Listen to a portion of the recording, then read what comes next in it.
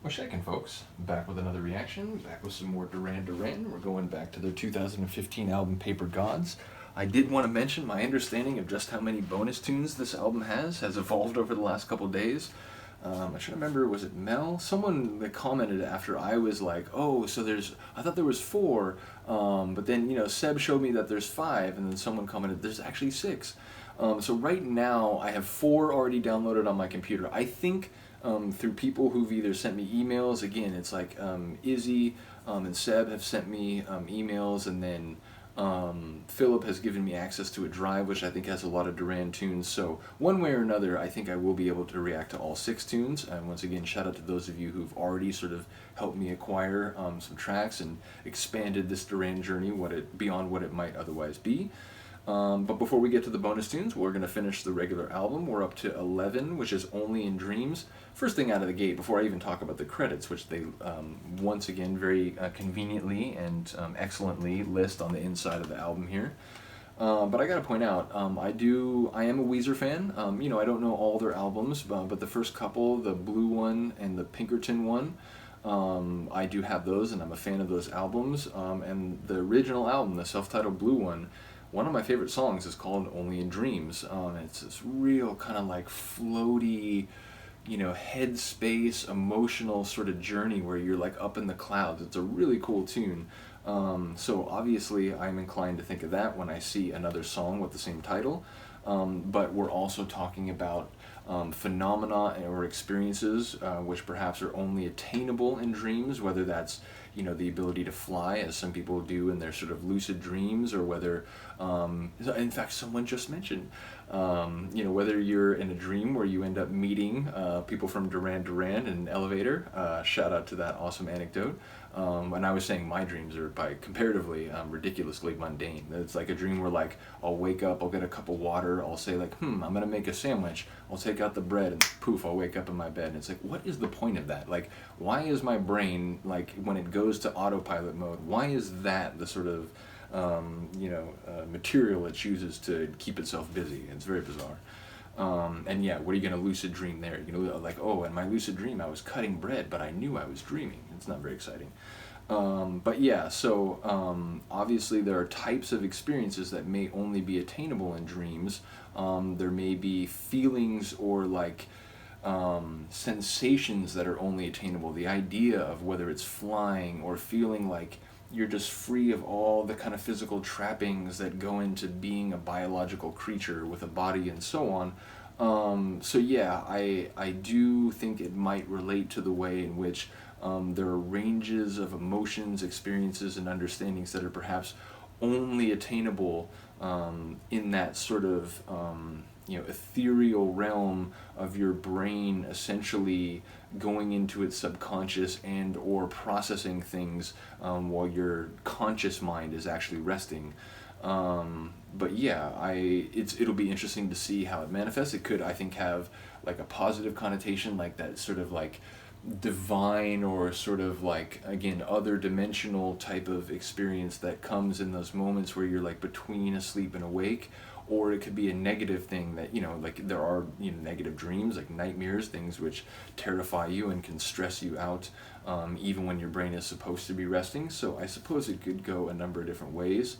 Or perhaps it could relate to, people who, for reasons of necessity or circumstance, are severed, their connection is severed, and then it's like, I thought I was going to live this life with a person, but now I can only do that in my dreams. Like, the only place that can actually come into being again is if I create it, which now I'm thinking of that Everly Brothers song, Dreams, or is it just Dream? But the whole point of that song is that, like, it's a person talking about another individual they would like to be in a relationship with, they would like to love in a romantic, intimate sense, but that is not the nature of their relationship, and it's not entirely clear whether they're even friendly or whether this is just kind of like watching someone from afar. But the singers, the brothers make the point in the lyrics that all they have to do to be in a loving relationship and a like romantic physical relationship with this person is to dream about it. It's just to think about it. Of course, though, there is a sort of like dark underbelly of that, and the line is like, oh, and I suddenly realized, gee whiz, I'm dreaming my life away. Like, I'm spending most of my time imagining things and potential experiences which maybe I would love to have, but which are not real, and which are not going to be real, and oh shoot, I missed my possibility at real connections because I was spending my time only in dreams. So yeah, again, I think this could go a number of different ways. It'll be interesting to see how it manifests.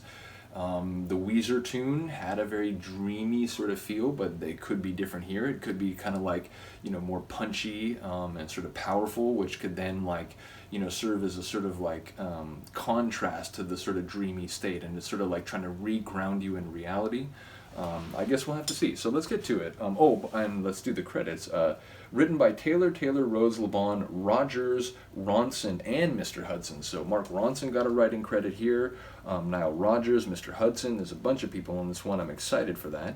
Produced by Duran Duran with Nile Rodgers and Mark Ronson. Let's go. Additional production by Mr. Hudson and Josh Blair. So it's like everybody who is a cook in this particular kitchen seems like they went into making this sonic dish. And then Pro Tools operator. Okay, so we got people, music production software, and that is Ricardo Damian. So excited for this tune now. Lots of people on this, including people I've come to really enjoy and respect. Once again, shout out to these awesome guys right here. Just the degree to which I've come to enjoy and respect this band cannot be overstated. So yeah, let's get to it. This is Duran Duran from their Paper Gods album, 2015, Only in Dreams. You're not starting with epic sweeping strings, are you? Luring me into a sort of cinematic atmosphere.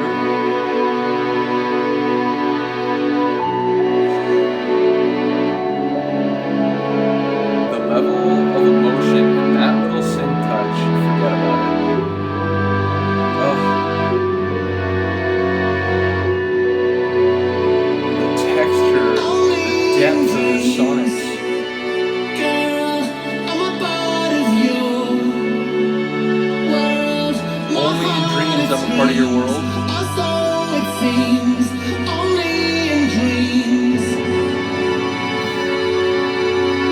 depth is like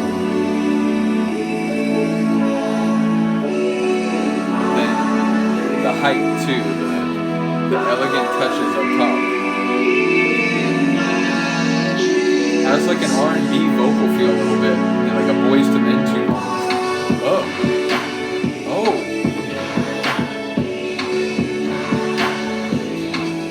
I like the kind of like music box, like hip hop feel. It's not a big booming beat.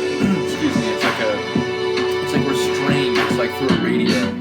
And then yeah, they've done that on a couple tunes. It's cheeky. I love it.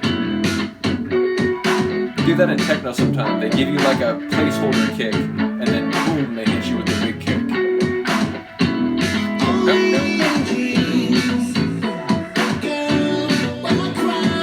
I feel like I can hear like Nigel Rogers touch on this.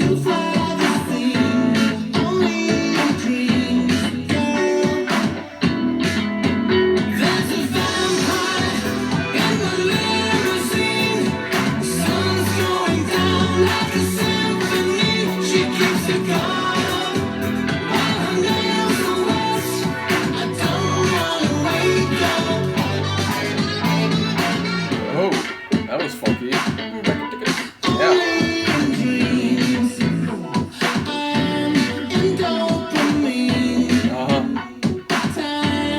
Your brain is receiving pleasure only when you're in dreams.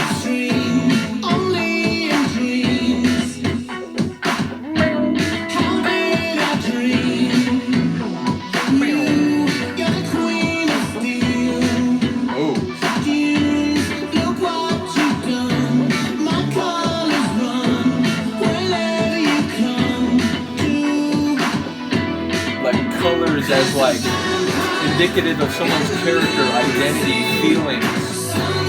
His use of color metaphors in this, I appreciate it more and more as I listen.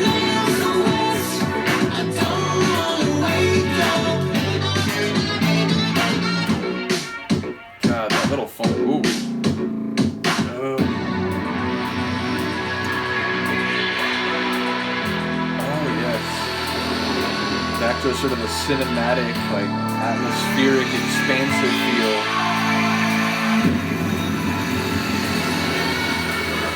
The composition of this one is great. Back to the the squeeze box percussive rhythm, but with this. There's a vampire in the limousine. Sun's going down like a symphony. She keeps it going. Kudos to the composition again. I don't wanna wake up. On the rooftop, we can feel the drop. She bathes in the moon while the shadows watch. There should be no Bathes in the moon and the shadows drop.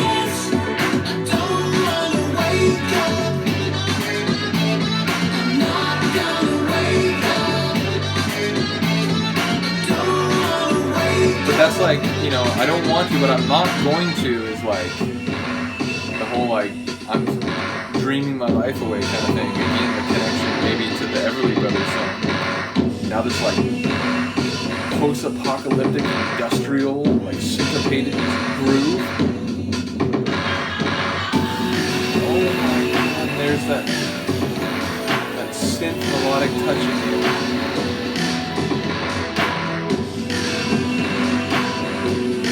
Crazy. This is like I can feel the different influences of like multifaceted production.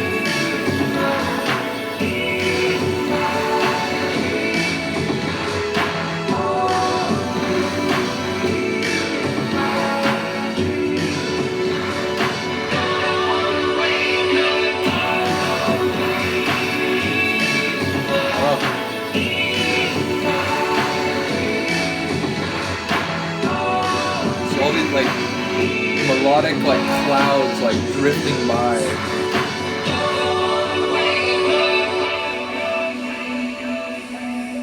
And now they evaporate. As that beautiful tone gets stretched and like twisted.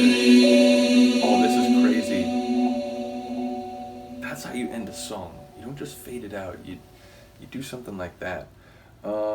Yeah, that was cool. And again, like I could feel a couple of the influences. It felt like this is a tune that had a couple different flavors, and I liked the way they were stitched together. There were a couple moments at the beginning, and then there was like a section in the middle where it had this very expansive kind of cinematic atmospheric feel. It had some funk, especially in those like ascending like funk scale. I don't know if it was the bass, but it would or the keys, but it would like do do do do do. I enjoyed that element, and again, like some of the lyrics that I was able to pick up, it's like I'm just getting more and more of the way in which Simon like articulates and represents the world through shades of color and light, and you know the different forms of presence within. It's really incredible. So let me know what you think of this one. I know a number of you have mentioned that you do enjoy this album. You know, it's just interesting as I keep going through these albums, the different opinions, and you know, people who will like agree about one tune and will have a different take on other tunes. So I love the diversity, but the shared enthusiasm among Duranis. You are awesome people, and I really appreciate your involvement in the channel. Once again, I'm just going to keep saying it. So when we get to this one, or when we come back to Paper Gods again, we will be on the last track of the regular tracks. Again, I already have 4 of the bonus tunes, and presumably I will be able to react to all 6 eventually. But the final tune is called The Universe Alone, which I like. It's such a fascinating title, right? Like, the universe, you know, like, depending on how you define it, but, you know, the known universe and so on, which is, say, like, you know, it's only had, like, 14 billion years to travel, and so anything that, you know, is beyond that distance from us as observers now, we will not have been able to see yet. But ultimately, universe, generally speaking, refers to everything. And, you know, in a modern scientific sense, that's not just like baryonic matter, but we're talking antimatter, we're talking dark matter, we're talking dark energy, the sort of force, whatever it is, like speeding up the rate at which space itself is expanding, which is to say, like, it's not just that, like, things are getting farther apart, but it's the fabric of space itself, right? Like, if if you take a balloon that's not blown up and you draw a little mark on it, and then you blow up the balloon, well, what happens? That mark gets bigger, and then like it's the material itself that's stretching apart. It's not like the thing getting farther away from another like thing in the same line. So yeah, like the idea of the universe, which is everything, but saying alone as if it is like isolated and there are other things out there, or it's within this larger milieu, like there's a sort of apparent contradiction, or at least a tension semantically to the title. So I'll be very fascinated to get to that one. Let me know, if there's anything to look out for in particular. Shout out to those of you again who have sent me bonus tunes or given me access to them. I really do appreciate it. And even if you've just been commenting, even if you've been commenting without having sent tunes, or even if you haven't commented, even if you're just enjoying watching the videos. Once again, I'm very grateful to the Duran fans who found my channel. So thank you very much. I will see you next time. Peace.